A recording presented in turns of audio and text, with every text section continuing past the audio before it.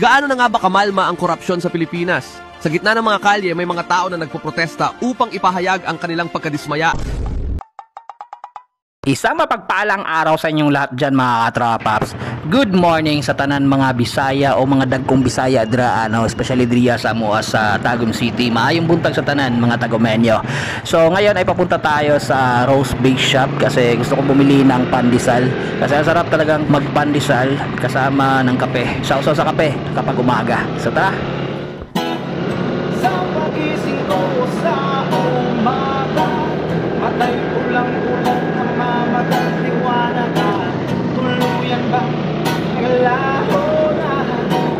Tuluyan ba naglaho na? Araw-araw iniisip ang mga nakaraan. Problema dati at ngayon wala na bang tanggalan? Dito nga pala tayo sa may Manga Road o dito sa may intersection sa may kanto, sa may Gas Island sa kabilang side. So dito yung matatagpuan itong Roast Bake Shop na saan ay dito talaga ako bumibili na ng pandesal kasi masarap yung timplada ng kanilang pandesal.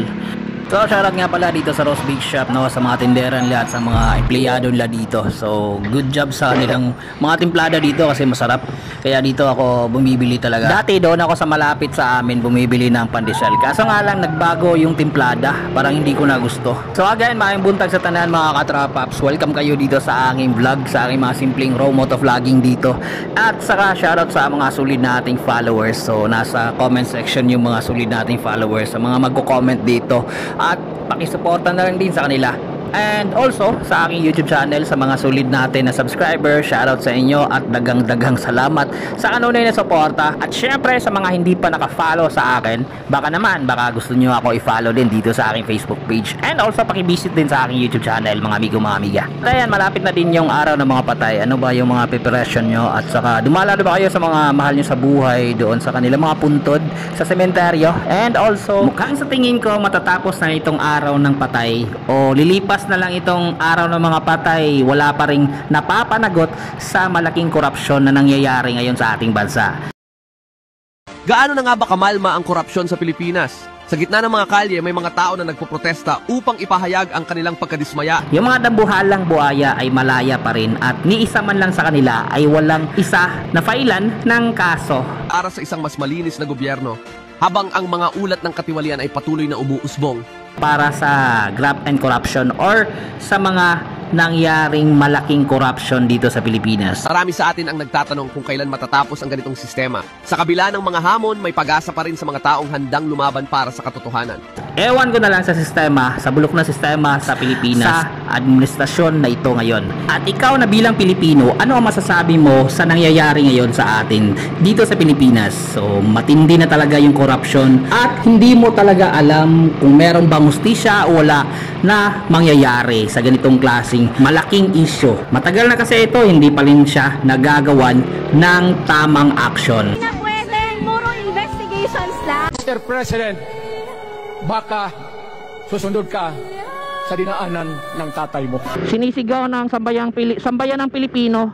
Dapat may managot. Panagutin yung mga sangkot sa korupsyon. So nililihis nila yung mga pangyayari sa ibang bagay. Dapat ay tutukan nila at dapat may mapadagod agad para hindi mag-alsa yung mga mamayang Pilipino. So yan lang po mga katrapaps. Hopefully you like this video at pakishare na lang din and also follow me for more videos to come. So ayan mga katrapaps, isang mapagpalang araw sa inyong lahat dyan. So today, andito po ako sa shop ni Kuya Buboy na kung saan ay nagpapaayos ako ng aking motor. Dahil kailangan ko na talaga magpalit ng mga sprocket at saka kadena kasi pudpud ng aking mga sprocket.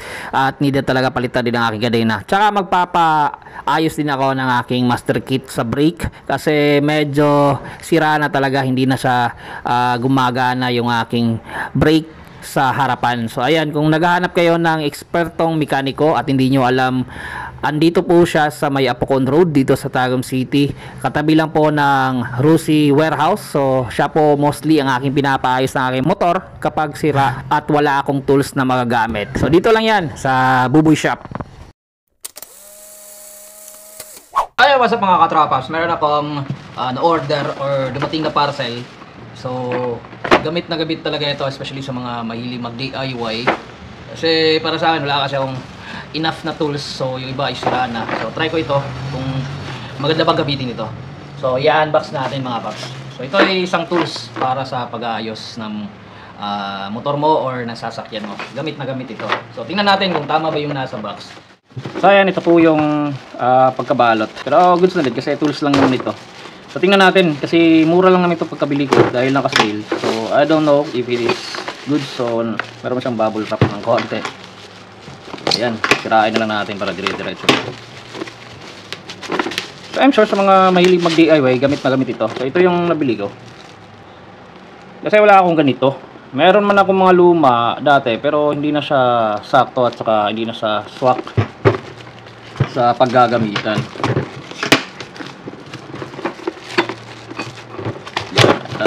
Open na natin. Sa socket wrench po ito. So yan, meron na siyang ilan na mga socket wrench na pwede mong magamit.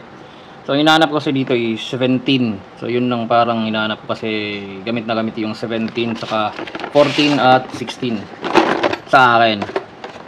So yan, medyo yupi lang dito, no, parang hinitsas yun. Yan, may mga yupi yung kanyang ano, yung lagayan ng plastic. So tanggalin nga, try nga natin i-open. Yan, dito lang yan eh, tanggalin dyan. So yan, medyo kompleto naman. So ito yung tools na matatanggap mo. So goods naman, walang sira. So ewan ko lang kung okay ba gagamitin ito. So sa mga naka-order na ng ganito at saka nakagamit ito, comment down below kung ano masasabi nyo. Ito 8mm ito sa akin range at saka ito is 10mm. Ito naman is 11mm. Then ito is 12mm. And this one is 13mm. This one is 14. So yan, 14mm. Ito naman ay 17. So ito yung 17 na hinahanap ko talaga. Kasi try kong mag-change oil sa aking multicap kasi medyo nalustred na yung sa ano, sa bolt. So try ko lang kung magkakasya at magagamit ba yan. At ito naman is 19mm. Saka 21. Yan, 21mm. So all in all is 1, 2, 3, 4, 5, 6, 7, 8, 9. So siyam na socket wrench ang meron. 1, 2, 3, 4, 5, 6, 7, 8, 9. So sulit na din sa presyo, no? Kasi mura lang yung pagkabili ko nito. Mga 143 ang bili ko na ito, o 144 para ipagpalagay na lang natin, 144 round off. Kasi naka-sale siya at saka meron akong voucher na magagamit doon, saka mga ilang mga free delivery na ano, pwede natin magamit para maka-lesser tayo sa gastos. Yan lang. Hopefully makatulong ito sa akin sa pag-DIY, paggagalaw-galaw ng mga kung ano-ano sa aking motor or sa aking multicab. Yan. Very useful tools. So shoutout sa lahat po ng mga nanonood. Thank you po sa suporta. At if you like this video, don't forget to like, comment, at paki-share ng video. Thanks. Sige, bye.